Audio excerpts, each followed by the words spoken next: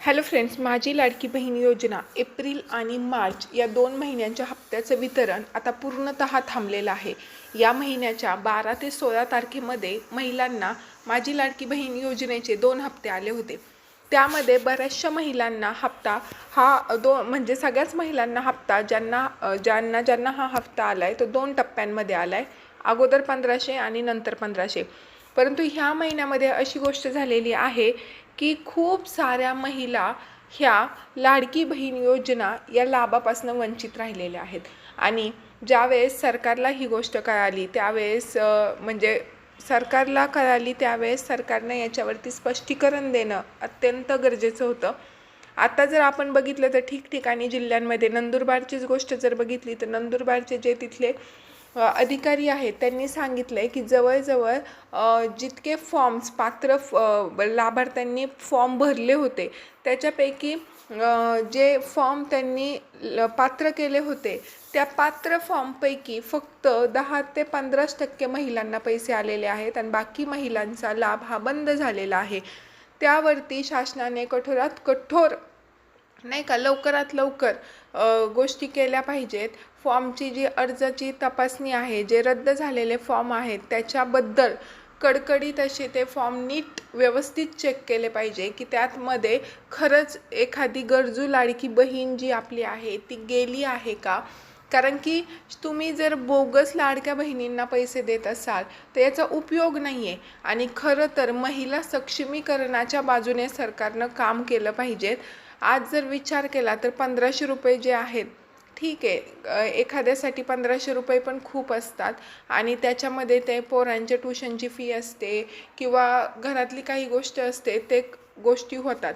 परंतु सरकारने आज जर विचार केला तर सरकारने आहे ना महिलांना सक्षमीकरण महिलांचं करायचं असेल ना, सगळ्यात पहिलं सरकारने काय केलं पाहिजे की त्यांच्यासाठी त्यांच्या स्किल्स डेव्हलप करण्यासाठी काही कोर्सेस वगैरे असतात ते करून घेतले पाहिजे. आता बचत गटाच्या माध्यमातून बऱ्याचशा गोष्टी या होत असतात.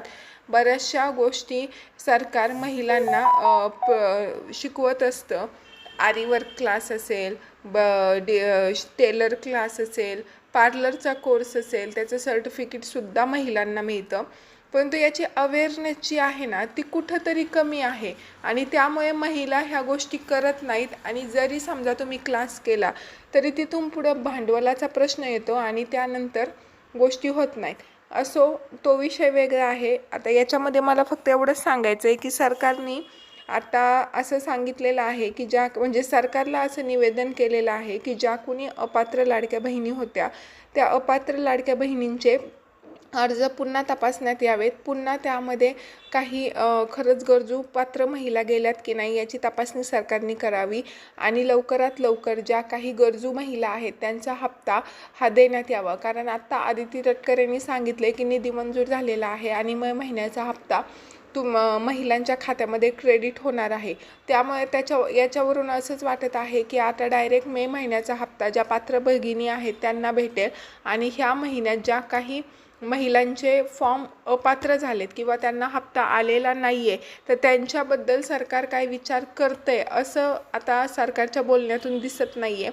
कारण ज्यावेळेस महिला व बालविकास कल्याण खात्यावरती मोर्चा घेऊन गेल्या किंवा अधिकाऱ्यांकडे गेल्या, त्यानंतर गट विकास अधिकारी असतात, त्यानंतर अंगणवाडी सेविका असतात, अशाकडे गेले तर त्यांच्याकडनं एकच उत्तर सगळ्या महिलांना मिळतं आहे की सरकारकडनं काहीही निर्देश नाही आहेत.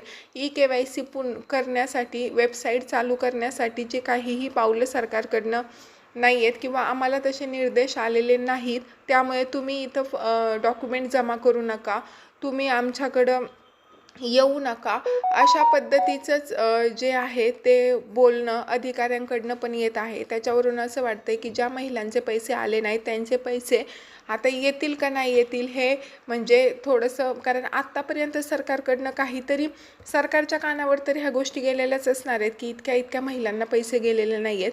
आणि सरकारने आधीसुद्धा सांगितलं होतं की ह्या महिन्यामध्ये भरपूर अशा लाडक्या बहिणींना पात्र यादीतून वगळण्यात येणार आहे. जवळजवळ 54 लाख लाडक्या बहिणींचा आकडा हा सरकारकडनं सांगण्यात आलेला होता. त्यांच्या मते हे बोगस डॉक्युमेंट्स त्यांनी जमा केलेत किंवा निकषांमध्ये त्या बसत नाहीत. त्यामुळे आता सरकारने ठीक आहे, ज्या लाडक्या बहिणी निकषामध्ये बसत नाहीत त्यांना सरकारने काढलं तर त्यात वावगं काही नाही आहे. परंतु कुठलीही तपासणी न करता, फेरविचार न करता कोणालाही यादीतनं वगळलंय आणि कोणालाही ठेवलंय असं प्रत्यक्षात दिसतंय. आणि हे खरं दिसतंय की ज्यांच्याकडं सुखसुविधा आहेत किंवा ज्यांच्याकडं